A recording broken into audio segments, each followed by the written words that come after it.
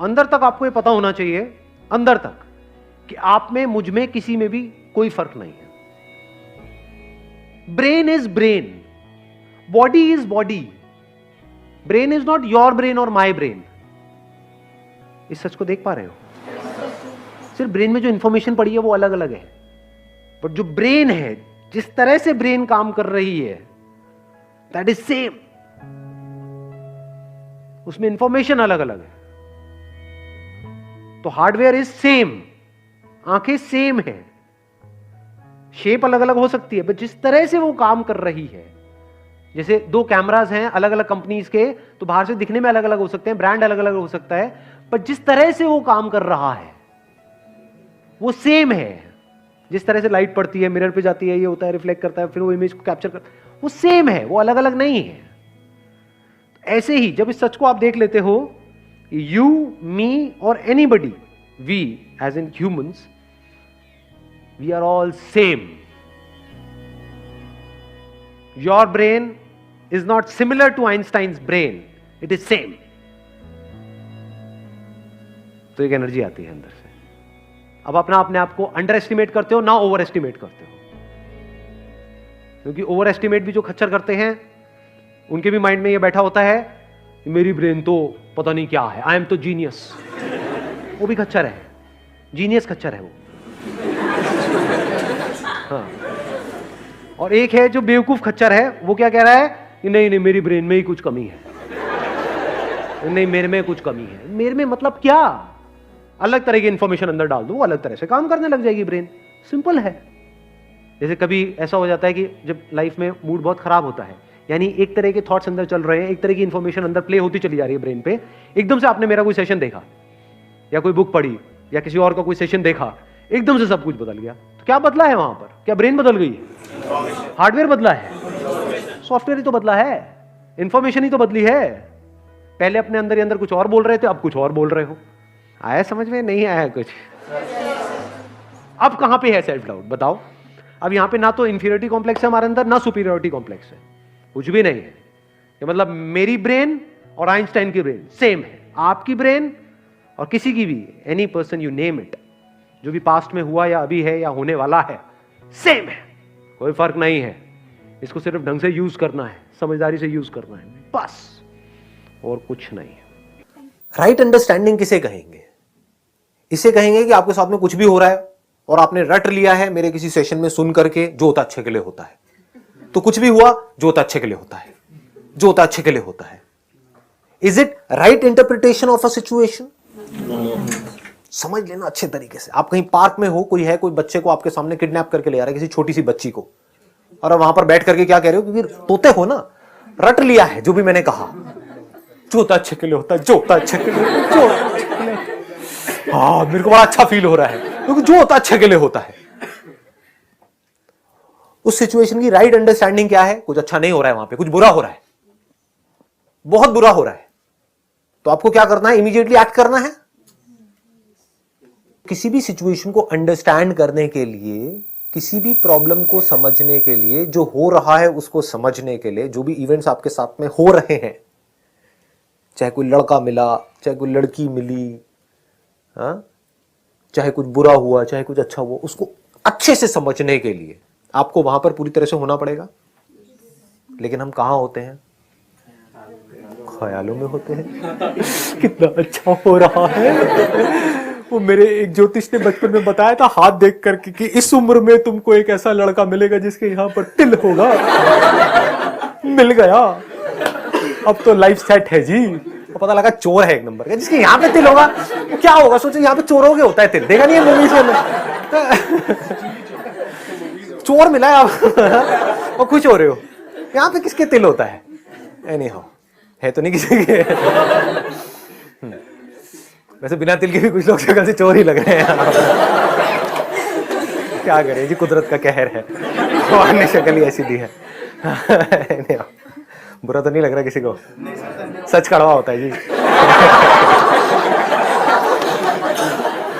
तो आपको एक सिचुएशन को समझने के लिए पूरी तरह से वहां पर होना पड़ेगा, यानी आपको फ्री होना पड़ेगा। जो भी कचरा अंदर भरा हुआ है, जिसके बेस पर आप सोच रहे हो, सारे कचरे से तभी तो आप देख सकते हो क्या रहा है। एक साइंटिस्ट कैसे देखता है चीजों को, कैसे समझता है? जैसा वो सोच रहा है उसके बेस पर, या जो होता है उसके बेस पर? साइंस किसके बारे में है? जो है उसके बारे में, या जैसा होना चाहिए उसके बारे में? जो है उसके बारे में। लेकिन हम कहां जीते हैं? जो होना चाहिए। दोनों में फर्क है ना। अगर आप वो समझ जाओ तो आपका इंटरप्रिटेशन अच्छा हो जाएगा। विद करेक्ट इंटरप्रिटेशन जो थिंकिंग होगी that's going to be correct. With correct thinking action is going to be confident action, spontaneous action, without any confusion, without any conflict. आपको क्लियर पता लग गया है अपनी एक मेडिकल रिपोर्ट के अंदर कि मेरे को यह बीमारी है जिसका यह कॉज है, इस बैक्टीरिया की वजह से वो ये, और उसकी ये दवाई है। वहां पर कोई कंफ्यूजन है कि वो खानी है नहीं खानी है? Immediate result. इस पे जितना आपका कंट्रोल आता चला जाएगा उतना ही ये जो लक नाम का वर्ड है ये आपकी लाइफ से निकलता चला जाएगा। यानी कि अपने एक्शन पे जितना आपका कंट्रोल होगा। जितने भी ये बात करते हैं ना बैड लक की, कि मेरी किस्मत खराब है, मैंने एक काम किया नहीं चला, दूसरा किया नहीं चला, तीसरा किया नहीं चला, चौथा किया नहीं चला, मैंने 4 तरह के बिजनेस कर दिए, चारों में फेल हो गया, तो मेरी किस्मत खराब है। ऐसी बोलती है दुनिया। भैया आपकी किस्मत खराब नहीं है, आप खुद खराब। क्योंकि नहीं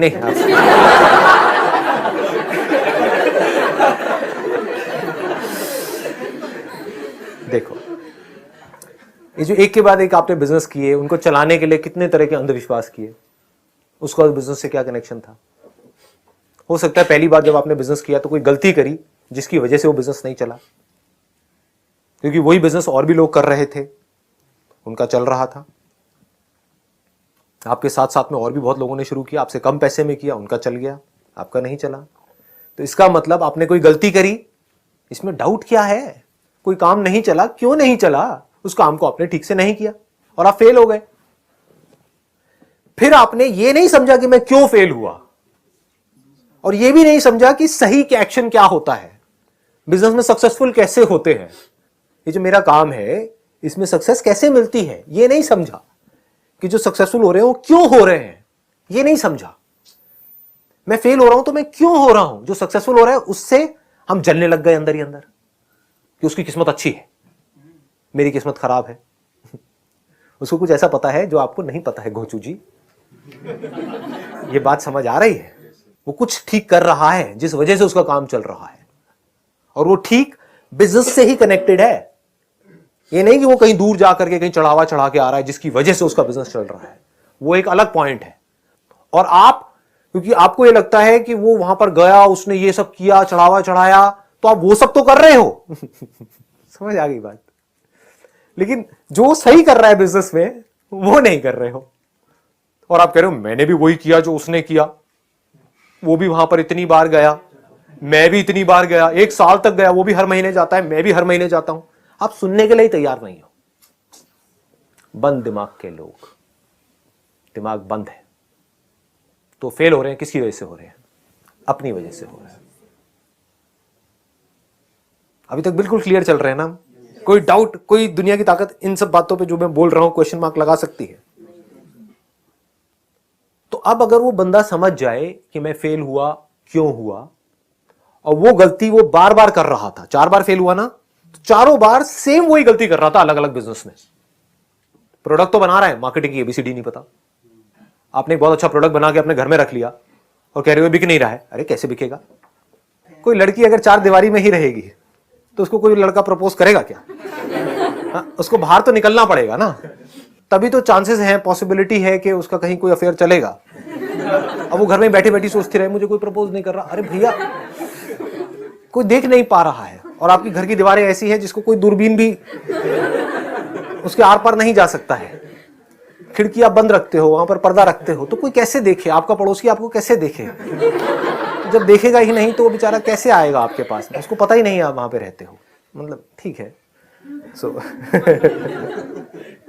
उस बंदे ने कोई गलती करी, उस गलती को उसने नहीं देखा। कुछ सही करना था, जो बिजनेस से रिलेटेड सही करना था वो उसने नहीं किया। बाकी सारे काम करे, जो उसको सही लगता था वो सब कुछ किया, लेकिन जरूरी नहीं है जो उसको सही लगता था वही सही था। आई बात समझ में?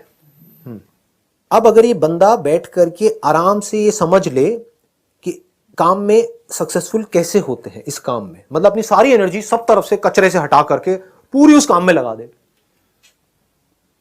अंगूठिया पंगूठिया ये वो सब उतार करके साइड में रख दे और समझ ले कि इस काम में सक्सेसफुल कैसे होते हैं और मैं फेल हुआ तो क्यों हुआ, तो अगली बार जब वो करेगा तो उसके सक्सेसफुल होने की पॉसिबिलिटी क्या है? बढ़ जाएगी। और अगर वो ये ना करे और कुछ भी बोलता रहे बैठा बैठा कि मेरी किस्मत बुरी है, उसकी किस्मत अच्छी है, इससे क्या होगा? अब उसकी सक्सेसफुल होने की पॉसिबिलिटी क्या है? कम नहीं है, 0% है, क्योंकि अब वो एक्शन ही नहीं ले पाएगा।